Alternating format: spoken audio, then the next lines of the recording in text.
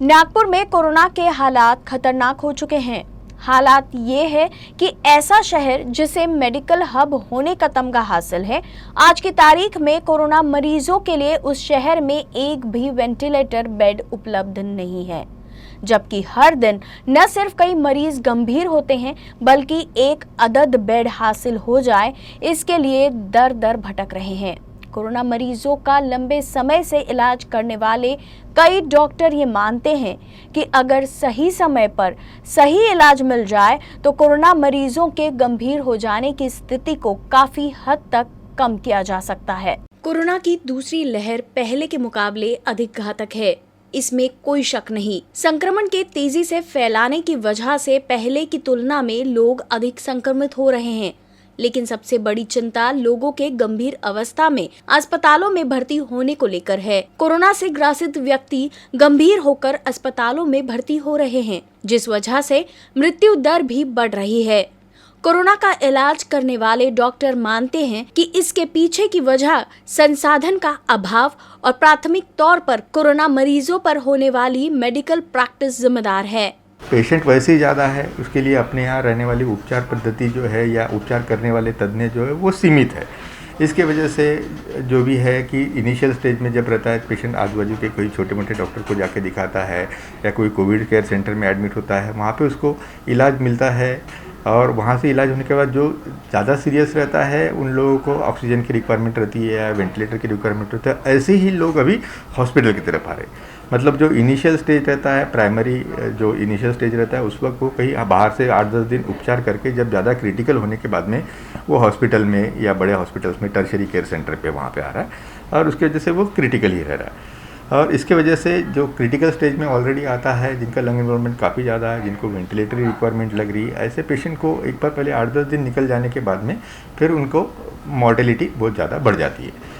इसीलिए अगर positive patient को अगर सही तज्ञ डॉक्टर का इनिशियल स्टेज में उपचार मिलता है तो वो ज़्यादा बेहतर आता है और उनके रिजल्ट भी ज़्यादा अच्छे। फिजिशियन और critical care consultant doctor Sushant Charde Nagpur में कोरोना की शुरुआत से ही कोरोना मरीजों को देख रहे हैं। उनके मुताबिक कोरोना पर प्राथमिक इलाज के लिए बड़े पैमाने पर शुरू किए जा रहे कोविड केयर सेंटर भी काफी हद तक जिम्मेदार हैं, क्योंकि ऐसे सेंटरों में जरूरी नहीं कि एक्सपर्ट डॉक्टर यहां मौजूद हो। कोरोना बीमारी खतरनाक है, ये सब जानते हैं, लेकिन शुरुआत में ही उचित दवाई और सही मार्गदर्शन और मेडिकल ट्रीटमेंट मिल जाए तो मरीजों को गंभीर अवस्था में जाने का खतरा लगभग खत्म हो जाता है।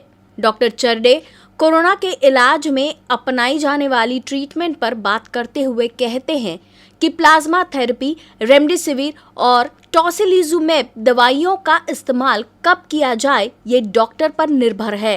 ट्रीटमेंट को लेकर लोग अपनी डिमांड छोड़ इसे डॉक्टरों के विवेक पर छोड़ दे। सही समय पर ही इन दवाइयों के इस्तेमाल का सकारात्मक परिणाम मिलेगा।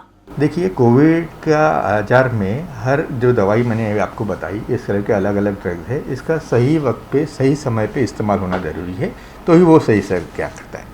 ये कोविड प्लाज्मा अपने को काफ़ी उनको अर्ली स्टेज में यूज़ करना चाहिए, मतलब पहले 10 दिन में इन्फेक्शन होने के बाद में करता है, जो कि उसका वायरल रेप्लिकेशन फेज रहता है। उसी वक्त में अगर उसको मिलता है तो उसके सही रिजल्ट मिलते हैं, जो हमने पाया है। और ये माइल्ड टू मॉडरेट ग्रेड में यूज़ किया जाता है। रेमडेसिविर ये एक एंटीवायरल ड्रग है, मतलब वायरल जब बढ़ रहा है तो उसको अटैक करके उसको निष्क्रिय करने का काम ये रेमडेसिविर इंजेक्शन करता है। अभी ये उसी वक्त में एक्ट करेगा जब वो वायरस का रेप्लिकेशन फेज, मतलब उसका बढ़ता हुआ फेज रहता है।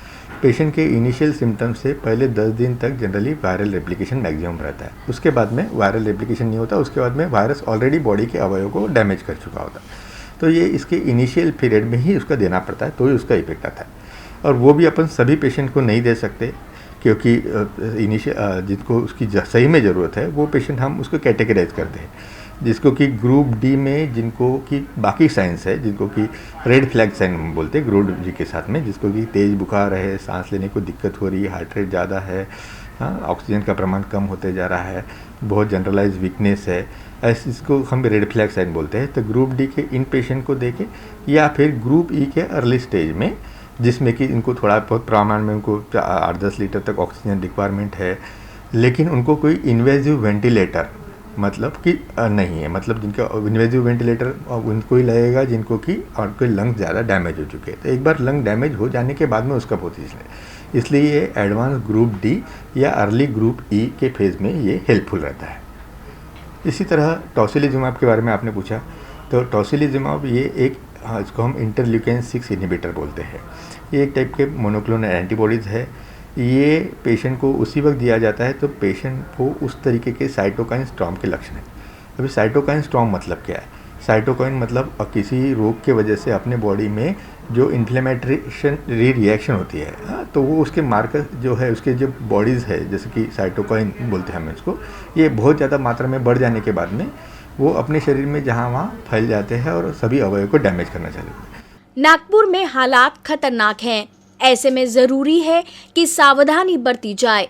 समय रहते सही मार्गदर्शन स्थिति को गंभीर होने से टाल सकता है, वरना राज्य की उपराजधानी का हाल ये है कि महानगर पालिका द्वारा बेड की उपलब्धता को लेकर हर दिन जारी किए जाने वाले डेस्क बोर्ड के 30 अप्रैल 2021 की जानकारी है। इतने बड़े शहर जिसे मध्य भारत का मेडिकल हब कहा जाता है, वहां कोरोना मरीजों के लिए एक भी वेंटिलेटर बेड उपलब्ध नहीं है। आईसीयू के सिर्फ 23 जबकि O2 के 199 बेड उपलब्ध है, जबकि एक्टिव मरीजों की संख्या 80,000 के आसपास है।